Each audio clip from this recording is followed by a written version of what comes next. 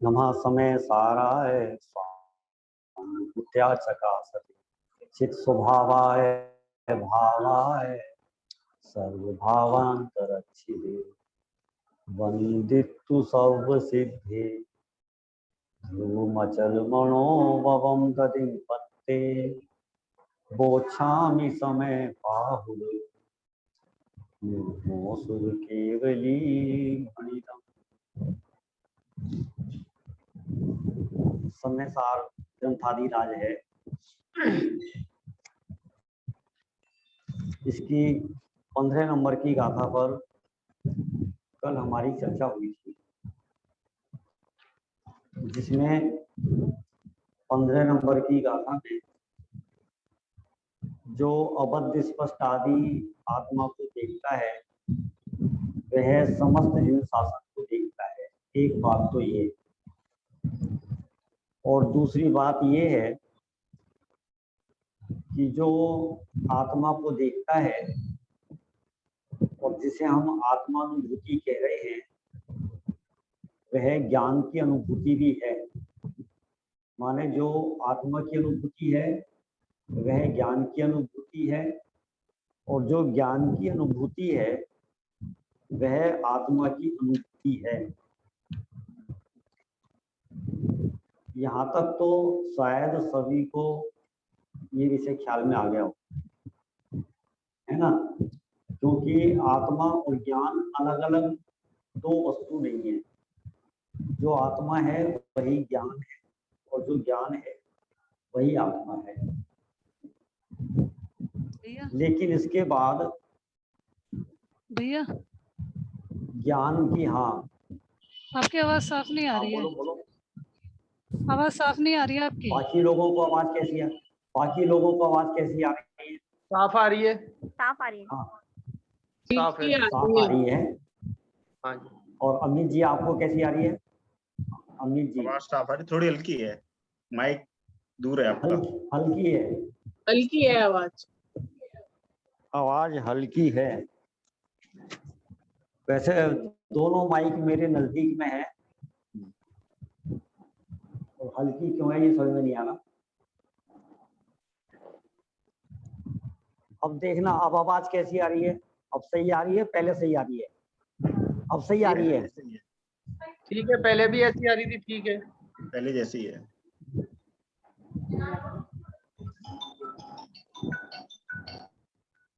चलो अब देखना, अब आवाज कैसी आ रही है? अब आई साफ? अब साफ आ गई है ना? हाँ भैया साफ आ रही है। अब साफ आ रही है। हाँ चलो, तो अब तक हमने ये कहा कि मैं दोबारा दोहरा देता हूँ यदि आप लोगों को आवाज साफ नहीं आ रही थी। 15वीं गाथा में ये कहा गया है कि जो आत्मा को देखता है वो सर्वजिन शासन को देखता है। एक बात, सर्वजिन शासन माने सारा जिनागम और अपना शुद्धात्मा, है ना? ये बात, एक पॉइंट तो ये हुआ। दूसरी बात ये है कि जो आत्मा की अनुभूति है वही ज्ञान की अनुभूति है, और जो ज्ञान की अनुभूति है वही आत्मा की अनुभूति है। यानी आत्मा और ज्ञान अलग अलग चीज नहीं है। दो बात ये आई। अब तीसरी बात ये आई है कि ये जो आत्मा की अनुभूति है या ज्ञान की अनुभूति है, ये लुप्त जीवों को आत्मा की अनुभूति नहीं होती। गे लुप्त माने गे लोपी, माने जो ज्ञान को खंड खंड अनुभव करते हैं, ज्ञान को भेद रूप से देखते हैं, माने ज्ञान का भेद से स्वाद लेते हैं, ऐसे लोगों को ज्ञान की अनुभूति नहीं हो सकती, है ना? अब इस बात को समझाने के लिए यहाँ पर जो शाख का और लवण का उदाहरण दिया था, तो उसमें जो हमारे बीच में विक्की भाई बैठे हैं उनका कहना ये है कि कल का विषय हमारे को बिल्कुल भी ख्याल में नहीं आया, नहीं समझ में आया, है ना? तो क्या आप लोगों को भी ऐसा लगता है कि आपको समझ में नहीं आया है? भाई जो ऑनलाइन लाभ ले रहे हैं, आप लोगों का क्या कहना है? आपको कितना समझ में आया है, कितना समझ में नहीं आया है?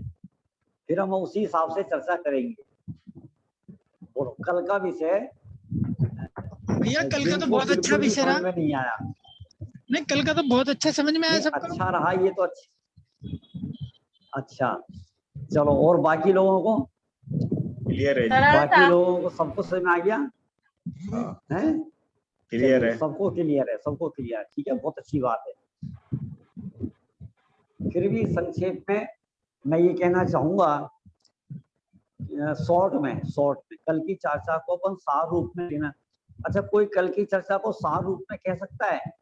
जो लवण वाला और शाक वाला उदाहरण आया, और उस उदाहरण से क्या समझाया है, क्या कहना चाहते हैं, कोई सार रूप में बता सकता है? बोलो। तो यही है मूल रूप के ज्ञान में ही विराजमान है, ये में नहीं है। हाँ, मतलब ज्ञान के है ना, दो भेद किए यहाँ पर। एक सामान्य ज्ञान है, एक विशेष ज्ञान है। ज्ञान और के उदाहरण दिया एक। हाँ बोलो। ज्ञान की अनुभूति करनी हाँ, है क्या और कहा? ये की अनुभूति को छोड़ना है। हाँ, ज्ञान एक की सेकंड, अनुभूति करनी बहुत है। बढ़िया। देखो, यहाँ पर है ना, ज्ञान के दो भेद किए, एक सामान्य ज्ञान और एक विशेष ज्ञान। जो ज्ञान ज्ञेयाकार रूप है, भेद रूप है ना, ज्ञेयों के आकार से जिसमें भेद पड़ते हैं, ज्ञेयों के कारण जिसमें भेद पड़ते हैं, वह है ज्ञान विशेष। और ज्ञेयों से भिन्न ज्ञान मात्र अनुभव करना, ज्ञान को ज्ञान मात्र जानना, वो है सामान्य ज्ञान, है ना। अब जो अज्ञानी जीव है, वो ज्ञेयों से ज्ञान का अनुभव करता है, ज्ञान को ज्ञेयों के माध्यम से पहचानता है। माने ज्ञेयों में भेद है तो ज्ञान में भी भेद है। माने ज्ञान कितने प्रकार का, कि जितने प्रकार के ज्ञेय, ठीक है ना, तो उसको कहते हैं ज्ञेयाकार, ठीक है। 5 इंद्रियों के माध्यम से होने वाला ज्ञान, प्रकाश से होने वाला ज्ञान, समय सार का ज्ञान, ठीक है, कंप्यूटर का ज्ञान, ये सब हो गया ज्ञेयाकार ज्ञान, ठीक है। अब क्या करता है कि जब जब ये ज्ञेयों को जानता है, ठीक है, सही मायने में वो ज्ञेयों को जानते हुए भी ज्ञान को ही जान रहा है, ज्ञेयों को जानते हुए भी ज्ञान को ही जान रहा है। तो उदाहरण क्या दिया? नमक 2 प्रकार का है, एक सामान्य नमक और एक विशेष नमक। सामान्य नमक का मतलब ये है अकेला नमक, ठीक है। कल का अपन सार प्रस्तुत कर रहे हैं, कल का सार, ठीक है। सामान्य नमक माने अकेला नमक, अकेले नमक का स्वाद, ठीक है। कोई हथेली पे रखे नमक को चाटे तो काय का स्वाद आएगा? नमक का, ठीक है। शक्कर का स्वाद आ सकता है? नहीं। सब्जी का स्वाद आ रहा है क्या? घी का स्वाद आ रहा है? नहीं आ रहा। लौकी तुरई का स्वाद आ रहा है? नहीं आ रहा, ठीक है। अच्छा, ये हो गया आपका नमक का स्वाद। अब कोई व्यक्ति घी की सब्जी खाए, तुरई की सब्जी खाए, टिंडे की सब्जी खाए, सीताफल की सब्जी खाए, करेले की सब्जी खाए, 5 प्रकार की सब्जियां खाता है। अच्छा, अब जब सब्जी खाता है तो ये कहता भी है और मानता भी है, आज घिया नमकीन है, ज्यादा नमकीन है, कम नमकीन है। ज्यादा नमक डल गया तो आज घी की सब्जी ज्यादा खारी है, सब्जी खारी है, ठीक है, सब्जी कम नमकीन है। अब उसमें जितना भी खारापन है, ठीक है, वो खारापन किसका है? तो खारेपन का स्वाद आ रहा है, नमक का स्वाद आ रहा है, तो वो सब्जी का स्वाद है कि नमक का स्वाद है? नमक का। क्या क्या क्या कह रहा है? लौकी की सब्जी ज्यादा खारी है, लौकी की सब्जी कम खारी है, या लौकी की सब्जी नमकीन है, ठीक है। अब क्या है कि वो सब्जी को नमकीन मान रहा है, सब्जी को। तो सब्जी नमकीन है कि नमक नमकीन है? राइट, यहाँ तक समझ में आया ना? ठीक है, अब ये सारी चर्चा आपके लिए है, क्योंकि आप ये कह रहे हैं ना मुझे कुछ भी समझ नहीं आया, है ना? अच्छा, अब है तो नमक खारा, मान क्या था है, मानता क्या है, सब्जी खाई है, ठीक है। अच्छा, भले ही वो ये कह रहा है कि सब्जी खारी है, ठीक है, किसी का लेकिन माइक यथार्थ में, म्यूट नहीं है, सचमुच में, वास्तव में आवाज आ रही है किसी जिसका की। माइक अनम्यूट नहीं है, जिसका माइक अनम्यूट नहीं है, कृपया अनम्यूट कर लीजिए। हाँ, देख लेना आप कर सकते, ठीक है, चलो। अच्छा, अब एक है ना शाख लोलुपी है। शाख लोलुपी का मतलब जो शाख में नमकीन पने की कल्पना करके सेवन करता है, सब्जियों को नमकीन मानकर खाता है, भक्षण करता है, ठीक है ना, उसको कहा है शाख लोलुपी। अब वो व्यक्ति ऐसा कह रहा है कि घिए की सब्जी नमकीन है और मान भी रहा है और घिए का स्वाद भी ले रहा है, ठीक है, लेकिन सच्चाई, यथार्थता, निश्चय से वो स्वाद किसका ले रहा है, नमक का, ठीक है ना, वो सब्जी का स्वाद नहीं ले रहा है, स्वाद तो वो नमक का ही ले रहा है। ये बात एक अलग है कि वो माने, ख्याल में। अब क्या है कि जैसे है ना, ये किताब है और मैं इसको टेबल कह रहा हूं और टेबल भी मान रहा हूं, ठीक है, तो अब मैं टेबल को जान रहा हूं कि किताब को जान रहा हूं, यथार्थ में तो मैं किताब को ही जान रहा हूं, मेरे कहने से कोई ये किताब टेबल तो नहीं हो जाएगी, मेरे मानने से भी किताब टेबल नहीं होगी, ठीक है ना। तो ऐसे ही तेरे कहने से सब्जी नमकीन नहीं होगी, तेरे कहने से, ठीक है, मानने से भी नहीं होगा। यथार्थ में तो तू नमक का स्वाद ही ले रहा है, जहां खारेपन का स्वाद आ रहा है वहां सब्जी का स्वाद नहीं है, नमक का स्वाद है ना। ऐसे ये गेयों को जानता हुआ, गेयों को जानता हुआ ये क्या कहता है कि मैं गे को जानता हूं, मैं गे को जान रहा हूं, गे का स्वाद ले रहा हूं, ये गेयों का ज्ञान है, गेयों का ज्ञान, ठीक है, ज्ञान तो ज्ञान का है।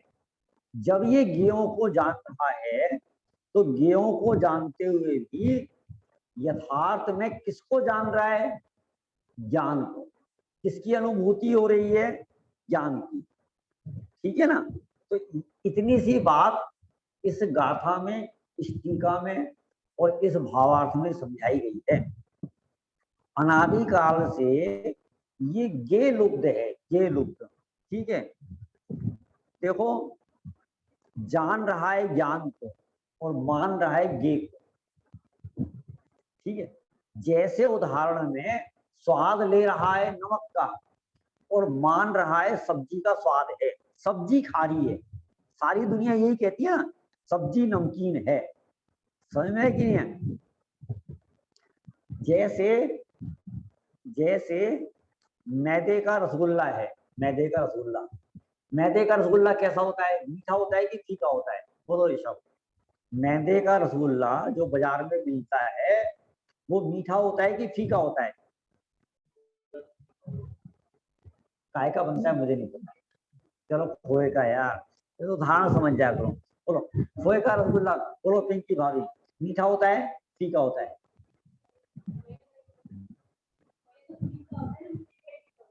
हैं? वो तो फीका होता है भैया, हैं? हाँ, ये बात है, रसगुल्ला फीका होता है, ठीक है। तो उसमें जो मिठास है, मीठा है, वो क्या है, वो शक्कर है, वो शक्कर है, समझ में है कि नहीं आया। हाँ, उसमें मीठा क्या है, मीठा शक्कर है, रसगुल्ला मीठा होता ही नहीं है, वो तो शक्कर के संयोग से लोक में रसगुल्ले को मीठा कहा जाता है, रसगुल्ला तो फीका ही होता है, उसमें से शक्कर हटा दो तो रसगुल्ला कैसा है, असली रसगुल्ला तो वो है, असली माने मिठास से रही, ठीक है ना। है लो पता, भैया। हाँ हाँ हाँ, बोलो भैया हमें निमित्त नैमित्तिक बोलो बोलो। संबंध को हमें निमित्त नैमित्तिक संबंध को बिल्कुल बंद खत्म करना है क्या? मतलब ये जो मीठा है, आप जो कौन बोल मिठास है, ये जो नमक का स्वाद आ रहा है, तो वो उसके निमित्त से निमित्त नैमित्तिक शक्कर संबंध में के तो है। सुनो, शक्कर के निमित्त से रसगुल्ले को मीठा कहा जाता है, राइट? हाँ जी। समझ में आया? जी। शक्कर के संयोग से, शक्कर के निमित्त से रसगुल्ले को मीठा कहा जाता है, ठीक है? लेकिन ये जहां दो चीजों में निमित्त नैमित्तिक संबंध होता है, वहां कर्ता कर्म संबंध नहीं होता, ध्यान देना। शक्कर के संयोग से रसगुल्ले को मीठा कहा जाता है, लेकिन हम क्या मानते हैं? चीनी ने रसगुल्ले को मीठा कर दिया। चीनी ने रसगुल्ले को मीठा नहीं करा है। मिठास जो है वो मिठास तो शक्कर की अलग है, शक्कर की स्वतंत्र है। उसमें शक्कर की वो जो मिठास है ना, वो मिठास तो शक्कर की है, रसगुल्ले की मिठास नहीं है।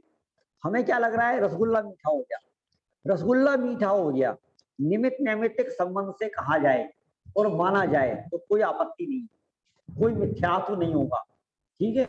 कोई मिथ्यात्व नहीं होगा। लेकिन आप एक द्रव्य के गुण को दूसरे द्रव्य का गुण कहते हैं या मानते हैं तो आपत्ति है, तो मिथ्या दर्शन होता है, तो सम्यक दर्शन खतरे में आता है। माने रसगुल्ले को मीठा कहना, इससे सम्यक दर्शन खतरे में नहीं है, ये तो उदाहरण है।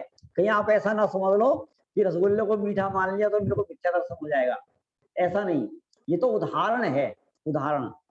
एक द्रव्य का जो गुण है वो दूसरे द्रव्य के गुण में प्रवेश नहीं करता, ठीक है ना? शक्कर की मिठास है तो वो मिठास शक्कर की है और मिठास शक्कर में ही रहती है।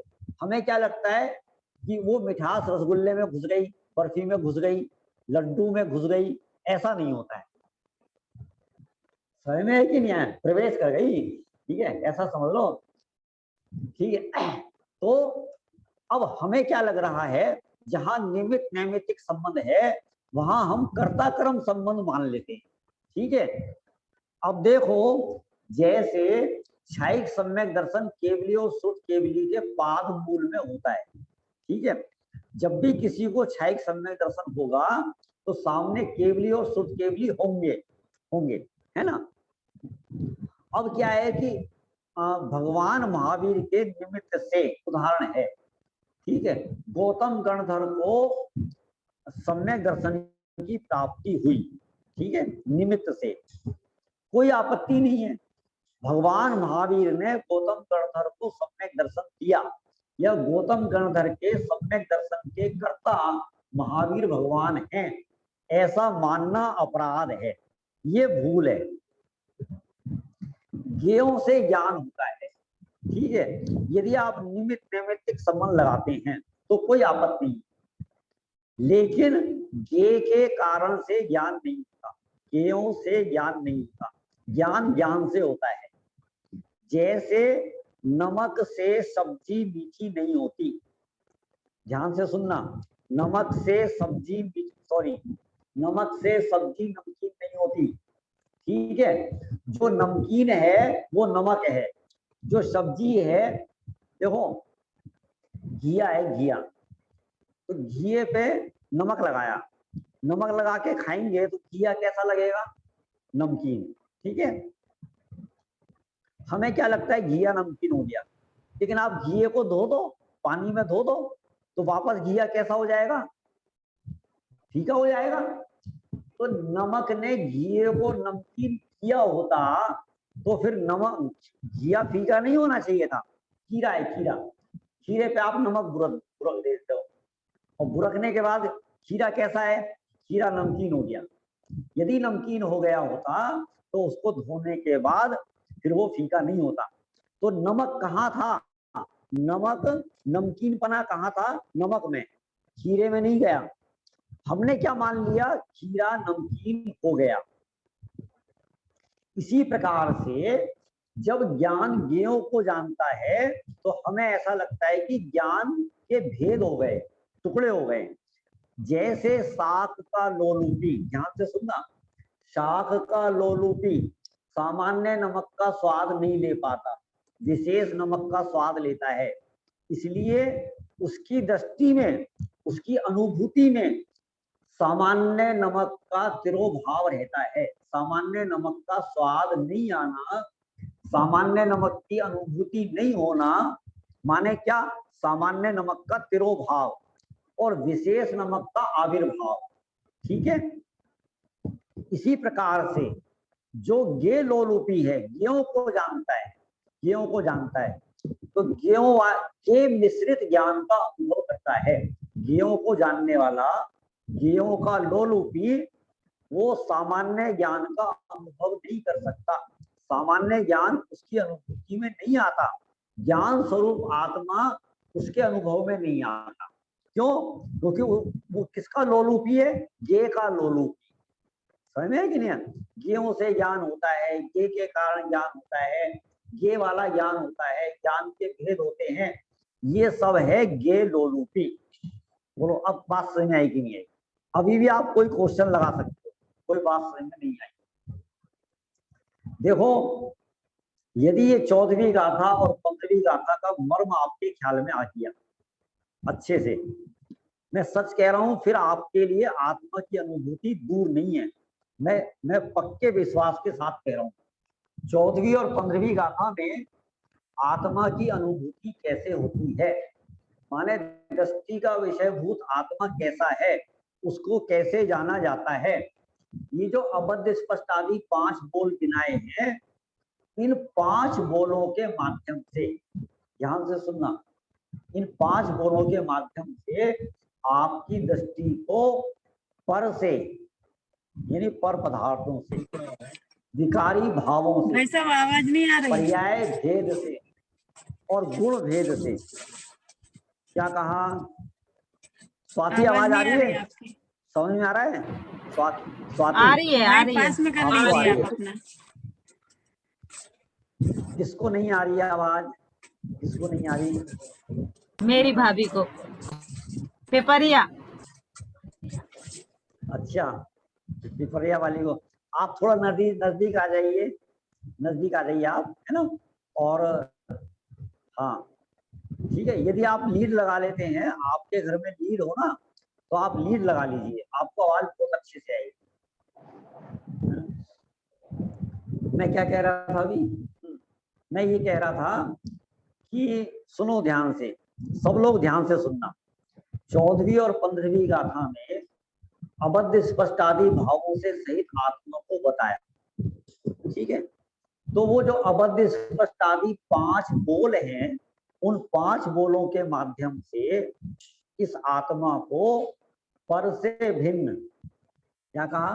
पर से भिन्न, विकारी भावों से भिन्न, पर्याय भेद से भिन्न, पर्याय से भिन्न नहीं कह रहे अपन, पर्याय भेद से भिन्न और गुण भेद से भिन्न बताकर ऐसा आत्मा अनुभूति का विषय है, जो इन अबद्ध स्पष्ट आदि 5 भावों के माध्यम से इन 4 चीजों से आत्मा को भिन्न जान गया। समझ लो, उसने आत्मा की अनुभूति कर ली। ठीक है ना? आप है ना, वापस इन अबद्ध आदि 5 जो भेद हैं, इन 5 भेदों का स्वरूप एक बार आप दोबारे स्मरण करना, दोबारे पढ़ना, दोबारे देखना, है ना, कि वो क्या कहना चाहते हैं। कि आत्म असल में क्या है, इस जीव ने अनादि काल से इस आत्मा को बद्ध आदि भावों सहित देखा है। बद्ध आदि भावों से सहित देखा है माने आत्मा कर्मों से बंधा हुआ है, आत्मा कर्म को स्पर्श करता है, कर्म आत्मा को छूते हैं, माने सुखी दुखी करते हैं। ठीक है, आत्मा नर नारकादि पर्यायों वाला है, आत्मा ज्ञान दर्शन चारित्र वाला है। ठीक है, तो ये सारी चीजें इस जीव ने अनादि काल से ऐसी ही अनुभव करी है, लेकिन आचार्य कुदकुद ने इनसे रहित अबद्ध स्पष्ट आदि भावों से सहित आत्मा दिखाया है, उसे आप देखो और ऐसा ही आप अनुभव करो। ये है 14वीं और 15वीं गाथा का सार उपदेश, है ना। अब फिर उन्होंने 15वीं गाथा में ये कहा था कि जो अबद्ध स्पष्टादि भावों से सहित आत्मा को देखता है वो क्या करता है, सर्व जिन शासन को देखता है, माने सारे जिनागम को वही जानता है, उसने ही पढ़ा है, ठीक है, सर्व जिन शासन को देखता है, ठीक है। तीसरी बात वो ये कहना चाहते हैं कि यदि आप ज्ञेयों से देखते हो, ठीक है, ज्ञेयों से ज्ञान में भेद करते हो तो आप ज्ञान की अनुभूति नहीं कर सकते। आप स्वाद तो ज्ञान का ही ले रहे हो, तो मान ये रहे हैं कि हमारे को ज्ञेय का स्वाद आ रहा है, ठीक है। दृष्टांत समझ में आ गया कि नहीं आ गया? अब इसके लिए अपन खुलासा करें, जैसे ये टेबल है तो मैं टेबल को जान रहा हूं, ठीक है, ये गड़बड़ है। जैसे मैं नमकीन सब्जी खा रहा हूं, है ना, तो नमकीन सब्जी तो नहीं है ना, नमकीन क्या है, नमक है, नमक का स्वाद आ रहा है ना। ऐसे ही मैं टेबल को जान रहा हूं तो टेबल का ज्ञान हो रहा है, टेबल का ज्ञान नहीं हो रहा है, ज्ञान का ज्ञान हो रहा है। अब तू उसमें है ना, ये देख, गे को तो कर दे तिरोभूत, गे को कर दे तिरोभूत, ठीक है, और आविर्भाव किसका करना है, ज्ञान का, ज्ञान का, ठीक है ना। तो यदि तू ज्ञेयों से भिन्न ज्ञान को पकड़ता है, ज्ञान को मुख्य करता है, ज्ञान मात्र का आविर्भाव करता है, तो उसका नाम ही ज्ञानानुभूति है। अब समझ में आया कि नहीं आया, बोलो, ठीक है। जबरदस्ती यहाँ नहीं करना, जबरदस्ती यहाँ नहीं करना, समझ में आए तो हाँ करना, नहीं समझ में आवे तो ना करना। आप है ना 4 बार मना करते हो, हमें समझ में नहीं आया तो पता है अपने को क्या लगने लगता है, लोग बात क्या सोचेंगे, कितना नालायक है, ठीक है, तो इसलिए चुपचाप कह दो हाँ समझ में आई, ऐसा नहीं सोचना, है ना भाई साहब, मेरे बिल्कुल को नहीं सोचना। आविर्भाव हाँ, और तिरोभाव का मीनिंग बता दो बस। आविर्भाव और तिरोभाव का हमने कल मीनिंग बताया था। आविर्भाव माने प्रकट, हाँ एक सेकंड, आविर्भाव माने प्रकट, मुख्य, ठीक है, और तिरोभाव माने अदृश्य, लुप्त, गोपनीय, ढका हुआ, ये है तिरोभाव, ठीक है। हाँ स्वाति आ गया समझ में, है ना। आविर्भाव माने प्रकट, प्रकट, प्रकट, ठीक है, और प्रकट का उल्टा अप्रकट हो गया, तिरोभाव का हो गया अप्रकट, मुख्य, गौण, ठीक है, अदृश्य, दृश्य, ये सब आविर्भाव और तिरोभाव के अर्थ हो सकते हैं। हाँ बोलो नीमा जी, आप क्या कह रहे हैं? हाँ नीमा जी। भैया जी हम इसको ऐसे भी लगा सकते हैं जैसे कि आत्मा है वो शरीर में रहती है लेकिन शरीर से अलग रहती है, और ऐसे ही मतलब सब्जी में जो नमक है वो मतलब जैसे शरीर से आत्मा अलग है, ऐसे ही सब्जी से नमक अलग है, वो उसमें घुला हुआ मिला हुआ नहीं है। देखो क्या है, आत्मा और शरीर मत लो आप, राग और आत्मा लो, ठीक है। आत्मा और शरीर तो दोनों स्पष्ट अलग अलग है, स्पष्ट अलग अलग है, ठीक है। जैसे अपन ने सब्जी बनाई तो घी के अंदर माने नमक ने प्रवेश किया है, घी के अंदर, ऐसे ही आत्मा में राग ने प्रवेश किया है, आत्मा के अंदर। जिस क्षेत्र में आत्मा के प्रदेश हैं उसी क्षेत्र में राग के प्रदेश भी है। तो आत्मा और शरीर जैसा नहीं, राग और आत्मा जैसा, ऐसा लेना। संबंध भी अनेक प्रकार के होते हैं, ठीक है ना। अभी अपन ने 2-3 दिन पहले बताया था ना कि जैसे देवदत्त का और मकान का संबंध है, देवदत्त का और शरीर का संबंध है, देवदत्त का और राग का संबंध है, देवदत्त का और ज्ञान का संबंध है, ऐसे संबंध बताए थे ना। तो ऐसा ठीक है भैया, ठीक है ना। चल अब अपन आगे चलते हैं, अपनी गाथा 15 हो गई थी। 15वीं गाथा के बाद अब इसी अर्थ का कलश रूप काव्य कहते हैं, पेज नंबर 43, ठीक है। चलें आगे, चलिए पढ़ो गाथा, चलो।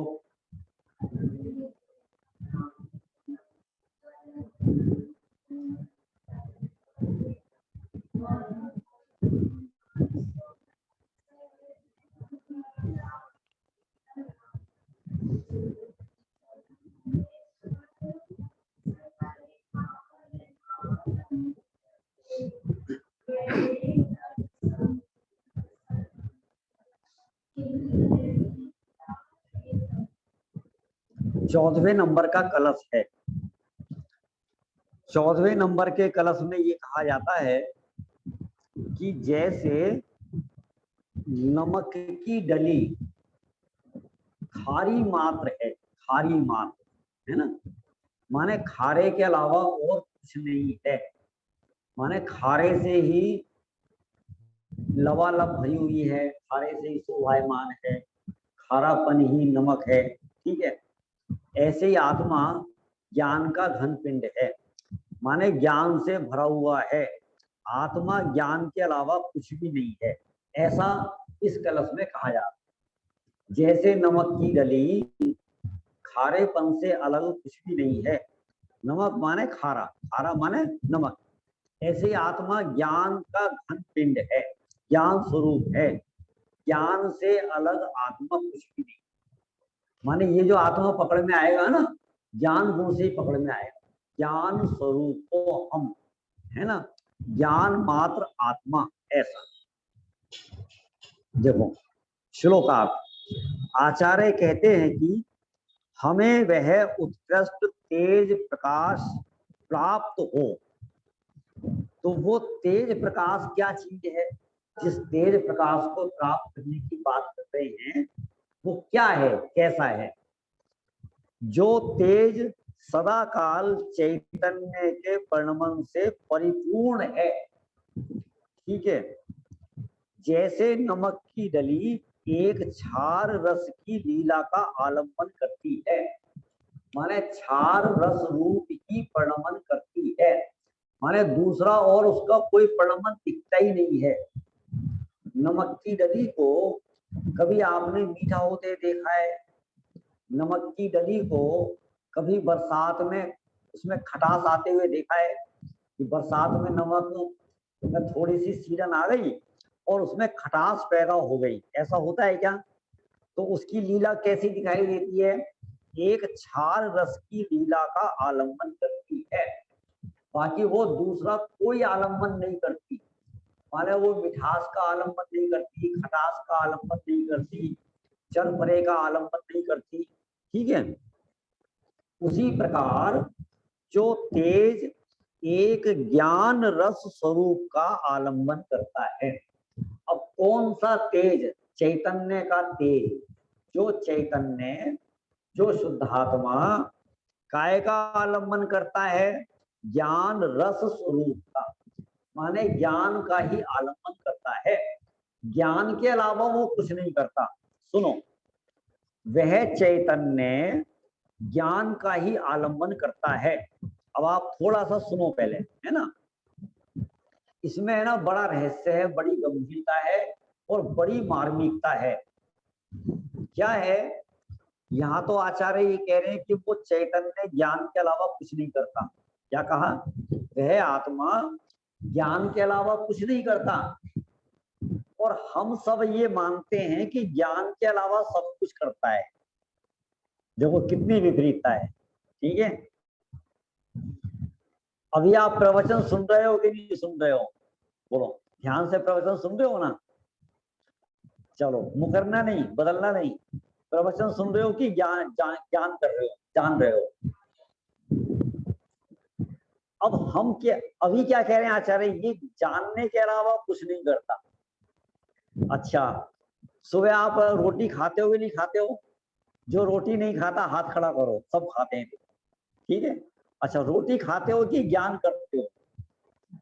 रोटी खाते हो कि ज्ञान करते हो? बोलो। अच्छा, आपने कितनी रोटी खाई? आप माने समझ रहे हो?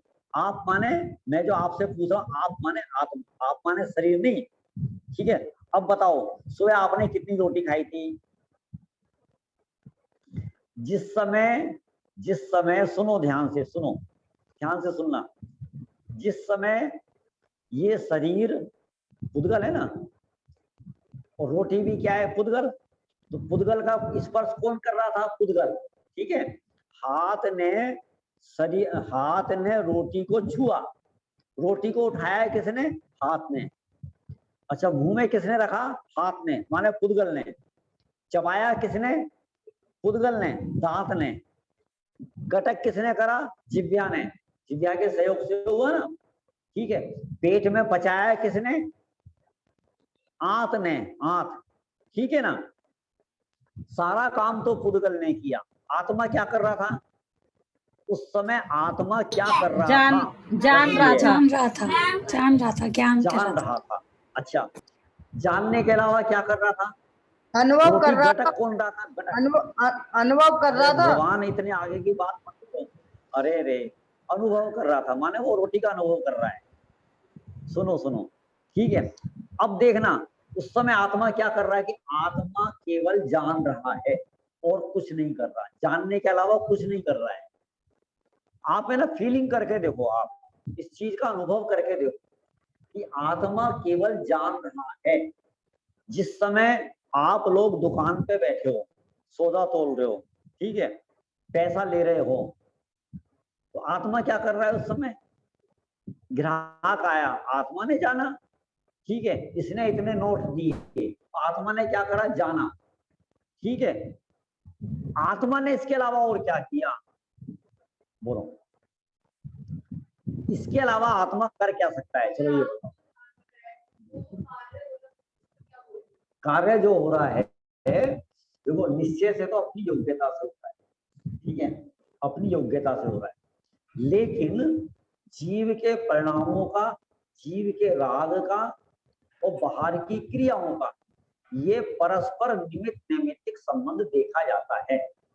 जीव को है, हाँ, मिला जुला परिणाम है ना 6 द्रव्यों का। लेकिन अपन बहुत स्थूल रूप से देखें, मोटे रूप से देखें, जीव को रोटी बनाने का भाव आया, बाहर में रोटी बन गई। जीव को रोटी खाने का भाव आया, तो रोटी अपनी योग्यता से और परस्पर निमित्त नैमित्तिक संबंध से रोटी का पेट में जाना ये अपनी योग्यता से हुआ है ना। लेकिन उस समय, हर समय, हर क्रिया में आत्मा केवल जानने का काम करता है और उसके अलावा कोई काम नहीं करता। ये बात मैं नहीं कह रहा हूं, ये बात ये लाइन कह रही है। क्या कह रही है? कि उसी प्रकार जो तेज, तेज माने चैतन्य, ऊपर कहा ना कि चैतन्य परिणमन से, है ना, तो एक ज्ञान स्वरूप का आलंबन करता है। अरे ये बात समय सार की तो छोड़ दो आप, जो बच्चों की किताब है ना, शुद्धात्म है मेरा नाम, ठीक है, और रोटी बनाना मेरा काम, लिखा है ना, बालबोध में लिखा है ना, पैसा कमाना मेरा काम, ऐसे लिखा है ना। बोलो क्या लिखा है? बोलो प्रिंस भाई, क्या लिखा है? जानना देखना मेरा काम।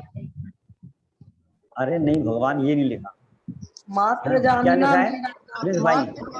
मात्र जानना जानना मेरा काम, शुद्धात्म है मेरा नाम, मात्र जानना मेरा काम। मात्र माने क्या है? मात्र माने केवल, मात्र माने सिर्फ, सिर्फ जानना, सिर्फ जानना, केवल जानना, यही काम है, दूसरा कोई काम नहीं है।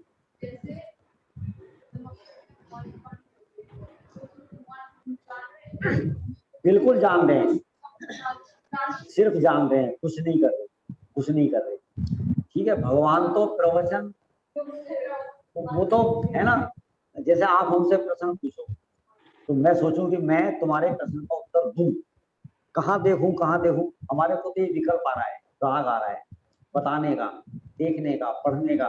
लेकिन भगवान को तो इतना भी राग नहीं आता कि तपस्या ने मेरे से प्रश्न पूछा है और मुझे इसके प्रश्न का उत्तर देना चाहिए, ठीक है। उनको तो इतना भी विकल्प नहीं आता। इतना, ये तो क्या है, भगवान के समोषण में भव्य जीवों को शंका होती है, और सहज उनका इतना पुण्य होता है और भगवान की वाणी का इतना प्रभाव होता है, उनका इतना साथी से होता है कि उसके प्रश्न का उत्तर मिल जाता है।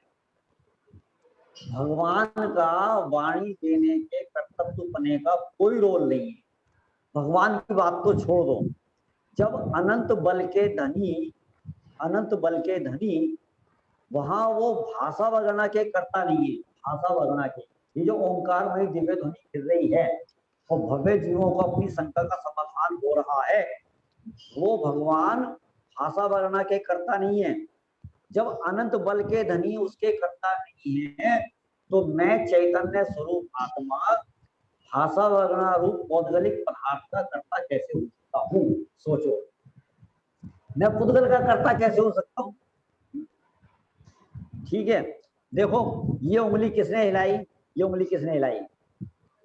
मैंने हिलाई ना। सारी दुनिया कहती है मैंने हिलाई है। अब इस उंगली को मैंने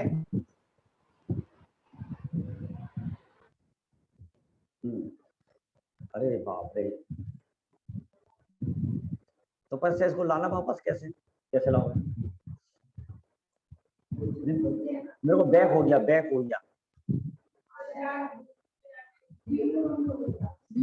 हाँ ये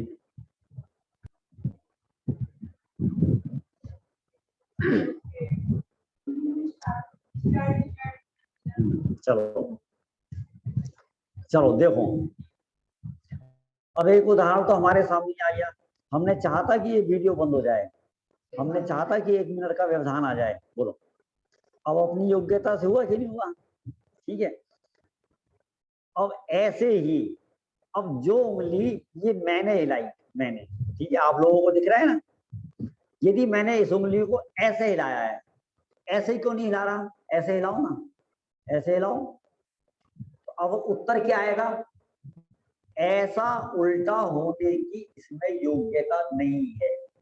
यही तो उत्तर दोगे आप, इससे दूसरा तो कोई उत्तर नहीं। तो तुम ऐसे क्यों नहीं हिला रहे हो? कि ऐसे हिलने की इसमें योग्यता नहीं है, ऐसे हिलने की योग्यता है।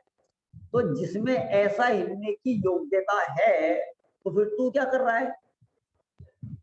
समझ में है क्या? है ना?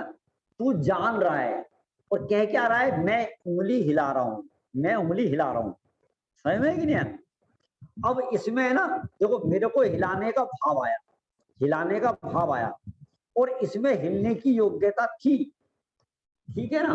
अब ये 2 काम हुए, 2 काम अलग अलग हुए। अब इन अलग अलग कामों में इस उंगली को हिलाने का मैं कर्ता बन गया, कर्ता। मेरे को जो हिलाने का भाव आया वो कथनचित मेरा परिणाम, मेरा राग है। और ये जो हिली है ना, हिली, ये अपनी योग्यता से हिली।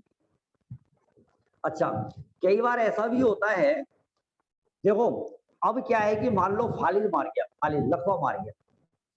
अब इसमें हिलने की योग्यता नहीं है और हिलाने का भाव आ रहा है, आत्मा में हिलाने का भाव आ रहा है। तो ये हिल रही है क्या? नहीं हिल रही। अब क्यों नहीं हिल रही? ठीक है, अब योग्यता नहीं है, तो अब मैं हिला नहीं रहा। तो पहले तो हिला रहा था, पहले भी तू नहीं हिला रहा था, अब भी नहीं हिला रहा है। पहले भी तू जान रहा था और अब भी जान रहा है। आत्मा ज्ञान के अलावा कुछ नहीं करता, ये बात यहाँ कही जा रही है। जानने के अलावा कुछ नहीं कर सकता। और इस लाइन को यदि पकड़ ले, समझ ले, तो जीवन निहाल हो जाए, निहाल। अब सुनो, जिस समय उपसर्ग आया, मुनिराज को उपसर्ग आया, तो मुनिराज क्या मानते हैं? मैं क्या कर सकता हूं? क्या कर सकता हूं? कुछ क्यों नहीं कर सकता? जान सकता हूं। कुछ क्यों नहीं कर सकता? समझ में? मैं क्या कर सकता हूं? जान सकता हूं। जानने के अलावा क्या कर सकता हूं? कुछ नहीं कर सकता। इसलिए वो जानते हैं, सहज रहते हैं। अच्छा, पुण्य का उदय आ जाए तो, उपसर्ग दूर हो जाए तो, आहार मिल जाए तो, ठंडी हवा चल जाए तो, अब मैं क्या कर सकता हूँ? जान सकता हूँ। और जानने के अलावा क्या कर सकता हूँ? कुछ नहीं कर सकता। पाप का उदय आए तो भी आत्मा क्या कर सकता है? पाप के उदय को टाल सकता है?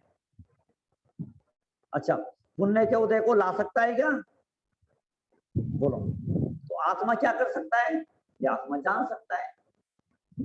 सर देखो, आत्मा कुछ नहीं कर सकता, ये है ना, कोई बाल बांका नहीं कर सकता, ठीक है, कोई पत्ता नहीं हिला सकता। ये बात सारी दुनिया कहती है। तो इसमें गड़बड़ है। गड़बड़ क्या है? तुम ये कह रहे हो आत्मा कुछ नहीं कर सकता, ये गड़बड़ है। कुछ क्यों नहीं कर सकता? सब कुछ कर सकता है। सब कुछ माने अपना काम करना। अपना काम क्या है? जानने का। आत्मा कुछ नहीं कर सकता ऐसा नहीं है। कुछ नहीं कर सकता का मतलब ये है कि आत्मा बाहर का कुछ नहीं कर सकता, पर का कुछ नहीं कर सकता, लेकिन अपना तो सब कुछ कर सकता है ना। अपना क्या नहीं कर सकता? सब कुछ कर सकता है, सब कुछ कर सकता है माने सुखी रह सकता है, जान सकता है, देख सकता है। जानना देखना मेरा काम है ना, तो जान देख। किसी ने गाली दी, ठीक है, तो मुझे क्या करना चाहिए बोलो? किसी ने गाली दी, मुझे क्या करना चाहिए? क्या करना चाहिए? जानना चाहिए। उस समय हम क्या कर सकते हैं? क्या कर सकते हैं? जान सकते हैं, और जानने के अलावा कुछ नहीं कर सकते, ठीक है। अरे चलो, किसी ने गाली दी और मेरे को उसको गाली देने का भाव आ गया, ठीक है, और आपने भी पलट के गाली दी। आत्मा ने क्या किया? जानने के अलावा कुछ नहीं। जानना उसने भी। सही मायने में तो उस काल में भी, उस समय भी आत्मा ने केवल जानने का काम किया है। गाली देने का काम आत्मा का नहीं है। गाली देने का काम तो एक समय की पर्याय में विभाव भाव का कार्य है। आत्मा के स्वभाव में गाली देने का कार्य नहीं है। स्वभाव में राग भाव का कार्य है। राग भाव आत्मा का नहीं है। राग भाव तो आत्मा के बाहर कार्य है। ऐसा भेद ज्ञान होना चाहिए। अब ऐसा नहीं है, देखो, राग भाव तो आत्मा का है नहीं, आत्मा के बाहर बाहर है, इसलिए आप जितनी मर्जी गाली दिए जाओ, जितने मर्जी कूटे पीटे जाओ, जितने मर्जी लूट पीट दो, कोई फर्क नहीं पड़ता। आत्मा को तो कार्य है नहीं। स्वयं में नरक में कौन जाएगा? आत्मा नहीं जाएगा, फिर गड़बड़ कर लो। ख्याल में है कि नहीं है? स्वयं आत्मा तो सारे पर्यायों से, सारी अवस्थाओं से भिन्न है। ख्याल में है ना? जो नरक, सुनो, अपराध करने वाला पर्याय है और उस अपराध की सजा भोगने वाली भी पर्याय है। द्रव्य तो सदा ज्यों का त्यों भिन्न है। ख्याल में है कि नहीं है? क्या कह रही है?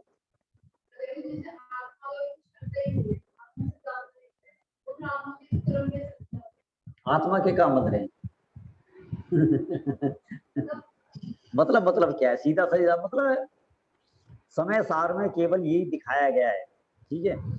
आप पर्याय से भिन्न, पर से भिन्न, राग से भिन्न, कर्म से भिन्न, गुण भेद से भिन्न, ऐसे आत्मा का अनुभव करो। एक बार देखो तो सही, एक बार इसको स्वीकार तो करो। तुमने अनादिकाल से पर्याय सहित, राग सहित, कर्म सहित, द्रव्य कर्म सहित, भाव कर्म सहित, शरीर सहित, पुत्र सहित, स्त्री सहित, मकान सहित, है ना, त्रियंच गति सहित, संगी सहित, एक इंद्रिय सहित, आपने ऐसा अनादिकाल से देखा है। अब एक बार इनसे रहित देखो तो सही, थोड़ा ठहरो तो सही, आप एक बार देखो तो सही। एक बार देखो, आप एक बार देखो। अनादिकाल से नहीं देखा, अरे ज्यादा से ज्यादा क्या होगा? जो अनादिकाल से हो रहा है वही तो होगा ना, उससे ज्यादा तो नहीं होगा। 4 गति 84 लाख 3 से तो ज्यादा कुछ नहीं होगा ना। एक बार आप ऐसा भी करके देख लो, क्या दिक्कत है? ऐसा, ठीक है ना? तो क्या कहा? एक ज्ञान रस स्वरूप का आलंबन करता है, जो तेज अखंडित है। चैतन्य स्वभाव, ज्ञान स्वभाव कैसा है? अखंडित है। आत्मा में से ज्ञान कब जाता है? कब जाता है? अखंडित है, अनादिकाल से है, अनंत काल तक रहने वाला है। देखो, राग आएगा चला जाएगा, क्रोध आएगा चला जाएगा, शरीर आएगा चला जाएगा, है ना, इंद्रियां आएंगी और चली जाएंगी, ठीक है, लेकिन ज्ञान कभी भी नहीं जाएगा, अखंडित है।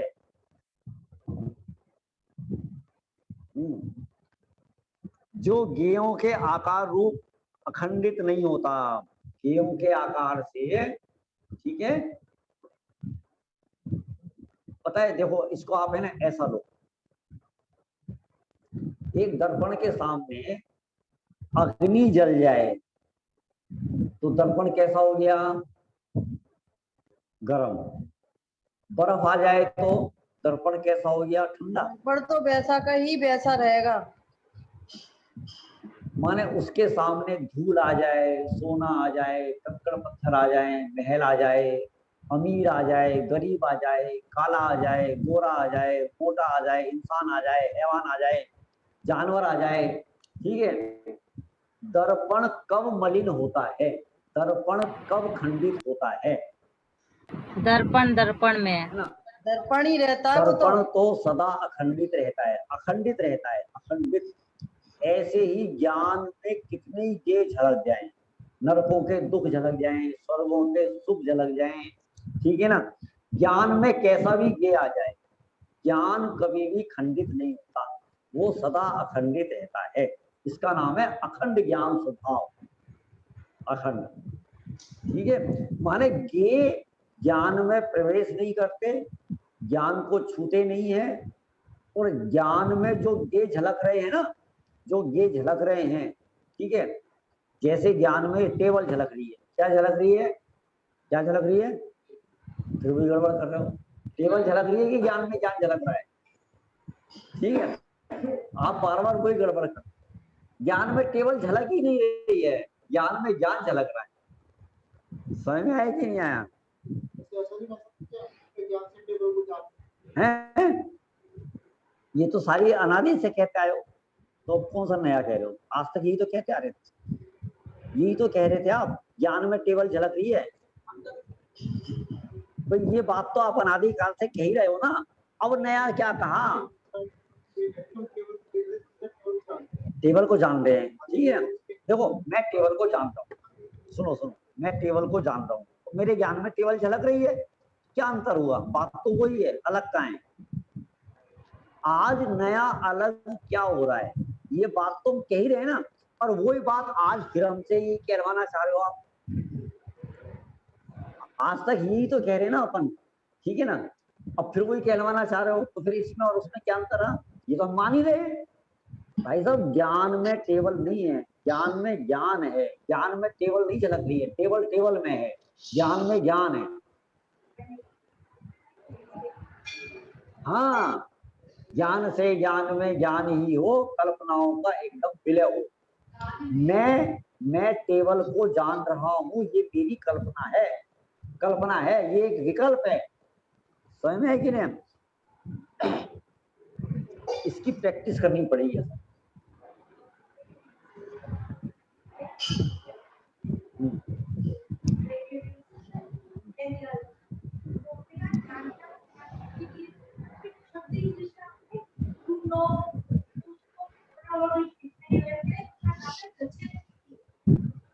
ठीक बात है, ठीक है। देखो हमारे सामने एक भैया बैठे हैं, वो ये कह रहे हैं, अपन ऐसा कह सकते हैं कि ज्ञान में टेबल झलक रही है, ऐसा कह सकते हैं क्या? ज्ञान में टेबल झलक रही है, उन्होंने प्रश्न किया है। तो ये बात तो अनादि काल से कह रहे हैं, ज्ञान में टेबल झलक रही है, मैं टेबल को जान रहा हूं। तो फिर आज अपन नया क्या कह रहे हैं? नया क्या चीज है, नई क्या चीज कह रहे हैं? इस मान्यता से तो हमारा कुछ नहीं हुआ ना, ये मान्य किसी को छोड़ दो, यहाँ काम तुमको आचार्य पूछ रहे हैं। जब कोई पूछेगा ना, तब तो यही कहना कि टेबल को जान रहा हूं। आप किसी को लाओ मत ही ना बीच, बाहर की बात बाहर रखो, ये बात अंदर की है, समझ? अंदर की, ये बाहर की नहीं, अंदर की बात है, ठीक है। बाहर में कुछ भी चेंज नहीं करो आप, बाहर के चेंज होने, बाहर के बदलने से आत्मा में कोई फर्क नहीं पड़ता। बाहर में मैं सफेद चिट्टे कपड़े पहनने लगूं और कसाई बढ़ती जा रही है, बाहर बदलता और अंदर कलुषता, एक सेकंड, कितना फायदा हो रहा है? अंदर की बात है, बाहर में कोई चेंज नहीं करना है, बाहर का चेंज तो अपना आप हो जाएगा, ठीक है ना। ये पता है, ये थोड़ा सा गड़बड़ हो जाती है। बाहर में क्या कहेंगे अपन, बाहर में क्या जानेंगे, बाहर में कैसे कहेंगे, बाहर में क्या मानेंगे? बाहर में वही मानो जो अनादि काल से मानते आ रहे हो। इस चीज की आप प्रैक्टिस करो, अनुभव करो, सच कह रहा हूं मैं, सच कह रहा हूं। ये आपकी गलती नहीं है, ये सबकी गलती है। क्यों? ये जो मान्यता हमारी बनी हुई है, ये आज की नहीं है, अनादि काल की मान्यता है, अनादि काल से यही मानते आ रहे हैं। मैं गेहूं को जानता हूँ, मैं टेबल को जानता हूँ, मैं माइक को जानता हूँ, मैं किताब को जानता हूँ, ये बात तो अनादि काल से मानते आ रहे हैं। भाई साहब हमें आत्मानुभूति क्यों नहीं हो रही? इसलिए नहीं हो रही, मैं ज्ञान को जानता हूँ, मैं ज्ञान से ही जानता हूँ, ज्ञान को ही जानता हूँ, ज्ञान में रहता हूँ, बस ज्ञान मेरा कार्य है, जानना मेरा कार्य है, इसके अलावा मेरा कोई दूसरा काम ही नहीं है। मैं बार बार कह रहा हूँ, इस चीज की फीलिंग करो आप, इस चीज ज्ञान में ये टेबल झलकी, ठीक है, तो जिस ज्ञान में ये टेबल झलकी वो टेबल है कि ज्ञान है, बस इस पॉइंट को पकड़ लो और कहीं मत जाना, ठीक है। तो अब ये आपने एक्सेप्ट कर लिया ना कि वो ज्ञान है, तो फिर ये बात कैसे कह रहे हैं कि ज्ञान में टेबल झलकी, कहने की बात बंद कर दो, कहो, उसे छोड़ दो, आप लोग क्या कहेंगे छोड़ दो, ठीक है। आप फीलिंग ये करो, आप अनुभव ये करो कि ज्ञान में ज्ञान है, ज्ञान में टेबल नहीं है, ज्ञान में ज्ञान झलक रहा है, ज्ञान में टेबल नहीं झलक रही। हाँ ठीक है ना। अब ये सारी कुछ चीजें मैंने आगे के लिए बचा के रखी है। एक सेकंड क्रम से, ठीक है ना। हाँ, यहाँ कौन प्रश्न पूछ रहा था अभी, कौन बोल रहा था? ये कह रही थी ज्ञान से ज्ञान में ज्ञान ही हो तो कल्पनाओं का एकदम विलय हो जाए। मैं ये कह रही थी पंडित जी, बात तो हम कह चुके अभी पढ़ने करेगी ना। हाँ बोलो। जो कहते हैं ना ज्ञान से टेबल देखी, जो ये कहते हैं ना ज्ञान से टेबल देखी, तो ये द्रव्य से देख लिया ना, बाहर से देख ली द्रव्य से, हमें अंदर से देखना है ना, जिसे ज्ञान से ज्ञान देखना है। देखो अंदर से और बाहर से तो बिल्कुल समझ में नहीं आ रहा है, ठीक है। मैं बार-बार एक ही बात कह रहा हूँ। ज्ञान से टेबल देखिए, द्रव्य से देख लिया ना हमने, द्रव्य से देख लिया है इसको, हमें द्रव्य से थोड़ी ना देखना है। फिर क्या काय से देखें? भाव से करना है ना, ये ज्ञान से ज्ञान। ऐसा मैंने कहीं पढ़ा था, ज्ञान से ज्ञान में ज्ञान ही हो, ज्ञान से ये हमने कहीं पढ़ा था, ज्ञान में ज्ञान ही, सुनो, ज्ञान से ज्ञान में ज्ञान ही हो, इसका क्या मतलब है? हमने ज्ञान से जाना, ठीक है, जाना, तो जाना क्या है? जाना ज्ञान को जाना। अब जिसको जाना, सुनो, जिसको जाना तो वो भी ज्ञान में क्या चीज है? वो भी ज्ञान ही है। ज्ञान से ज्ञान में ज्ञान ही हो, इसका एक अर्थ ऐसा भी। सुनो, जो जान रहा है वो कौन है? ज्ञान, ठीक है, समझना, पकड़ना, जो जान रहा है वो ज्ञान। अच्छा, और ज्ञान क्या कर रहा है? जान रहा है। दो चीजें, क्या कर रहा है? ज्ञान क्या कर रहा है? अब वो कार्य, तो वो कार्य भी क्या है? जानना, ज्ञान। दो चीज हो गई, कि ज्ञान से ज्ञान। अच्छा, अब किसको जान रहा है? वो किसको जान रहा है? जो ज्ञान में झलक रहा है, एक सेकंड, जो ज्ञान में झलक रहा है वो बाह्य वस्तु झलक रही है कि वो ज्ञान की रचना है, वो ज्ञान का ही परिणाम है, ज्ञान का परिणाम है, ठीक है। तो जो जान रहा है और जिसको जान रहा है और जो काम कर रहा है, तीन चीजें हो गई। जानने वाला अलग चीज, जो जानने में आ रही है वो अलग चीज, और जो कार्य हो रहा है, जो कार्य कर रहा है वो अलग चीज। तीनों चीज क्या है? एक है। तीनों चीज एक ज्ञान, कर्ता कर्म क्रिया ज्ञान है, ठीक है ना, कोई तीन चीज नहीं है। तो ज्ञान से ज्ञान में ज्ञान ही हो, माने तीन ज्ञान नहीं है, तीनों एक ही है, अलग अलग नहीं है ना। तुम क्या कह रहे हो?